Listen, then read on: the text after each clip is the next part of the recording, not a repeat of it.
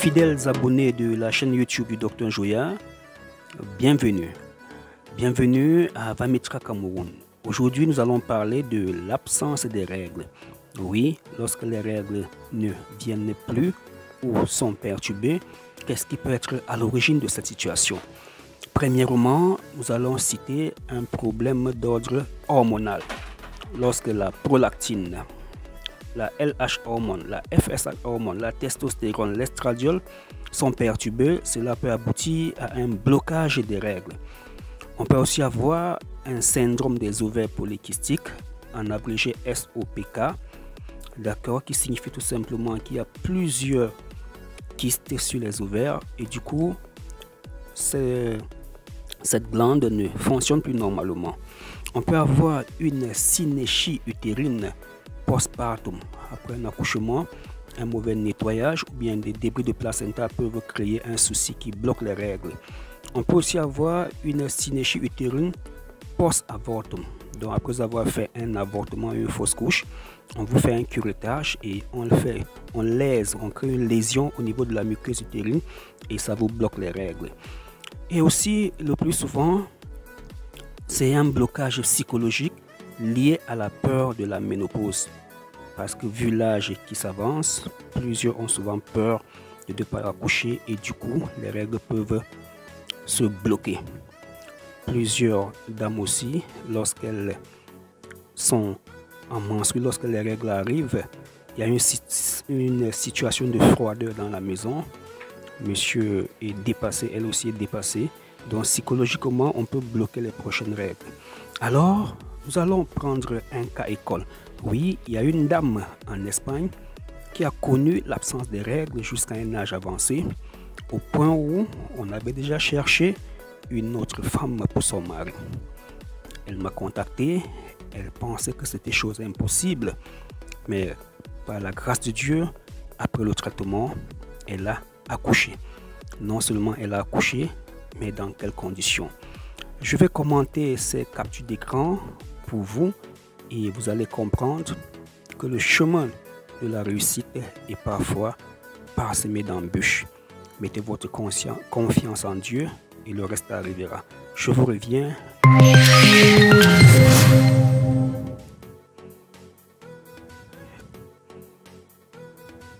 Mesdames et messieurs, merci d'être restés de nôtres. Voici une dame qui m'avait contacté depuis l'Espagne pour des problèmes d'absence de règles. Elle pensait qu'il s'agissait d'une ménopause. D'ailleurs, son mari était déjà allé jusqu'à chercher une autre femme. Par la grâce de Dieu, elle a pris le traitement, les règles sont revenues. Elle n'en revenait pas. Prenez la peine de lire les messages, vous allez bien comprendre. Ici, elle souhaitait avoir les jumeaux parce que j'avais posté sur mon statut une patiente qui avait accouché les jumeaux. Elle avait aussi souhaité avoir des jumeaux. Et pour faire rire, je lui avais dit aussi moi-même je voulais des jumeaux. Et les jumeaux en médecine sont plutôt un accident de la conception. C'est quelque chose qui ne devrait pas arriver, c'est pas normal en médecine. Voilà pourquoi une grossesse gémellaire est une grossesse à risque qu'on doit surveiller. Ici, la patiente regarde beaucoup mon statut WhatsApp et ça crée une sorte d'amitié, de familiarité avec la patiente. Et je déplore le fait que certains patients commandent le traitement et disparaissent et attendent toujours que c'est le docteur qui les appelle de temps en temps pour avoir de leurs nouvelles. Non, madame, interagissez avec moi. Voilà, ici, elle me pose encore un souci parce que les règles ne sont plus revenues. Elle panique. Docteur, j'espère que mes règles vont revenir. Et je lui dis, madame, observez, oui, en médecine, on observe beaucoup. Parce qu'on peut prendre les traitements, les règles arrivent, après ça ne vient plus, il ne faut pas paniquer. Comme c'est déjà arrivé, rien qu'avec les remèdes traditionnels, ça veut dire que vous n'êtes pas ménopausé, il y a un souci. Alors, la dame m'a dit, j'espère que les règles vont revenir, je vous crois. D'accord. Un matin, elle me dit, docteur, j'ai vraiment souffert, j'ai beaucoup souffert. Ils ont même déjà cherché femme pour mon mari. Parce que quand on voit qu'une femme est ménopausée, on ne pense qu'à chercher une autre femme au lieu de la soigner. Mais Dieu est Dieu et il va faire un miracle. D'accord, on va attendre la prochaine capture d'écran. C'est là où elle me contacte. Elle dit « Bonjour docteur, ça fait longtemps. » Non, ici c'est là où elle commente mon statut WhatsApp. D'accord, voilà, le 6 mars, non seulement c'est mon jour anniversaire, c'est aussi le jour anniversaire de mon mariage. D'accord, on va avancer.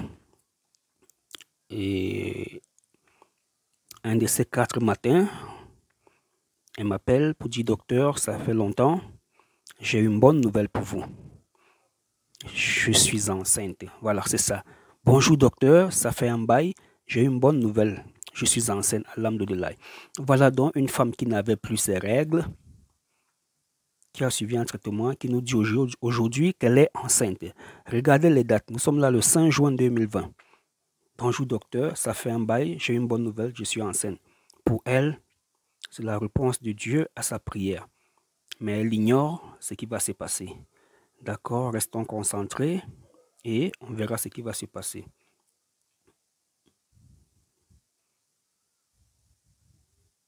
Bonjour docteur, j'ai accouché à mon 6e mois de grossesse. Vous voyez, regardez la date. Elle a accouché à son 6e mois de grossesse. Non seulement on l'a traité déjà de femme ménopausée, ses règles étaient parties. On est allé même jusqu'à chercher une femme pour son mari. Et voilà, par la grâce de Dieu, ces règles arrivent. Après ces règles, une bonne nouvelle, elle tombe enceinte. Et plus tard, un choc encore, elle accouche à son 6e mois. D'accord? Et qu'est-ce qu'il y a lieu de faire? On lui dit non, le bébé va rester très longtemps à la maison, à l'hôpital. Alors, effectivement, le bébé va rester à l'hôpital. C'est là où j'interviens pour dire attention, en matière de néonatologie, je fais confiance à la médecine moderne. Donc, si vous avez une grossesse, vous faites un accouchement prématuré, confiez votre bébé au médecin, ils en savent quelque chose, les pédiatres et autres. D'accord? Et beaucoup d'exhortations à cette dame. Ça va aller, ça va aller. D'accord? Elle a dit peut-être elle va faire 2 mois à l'hôpital.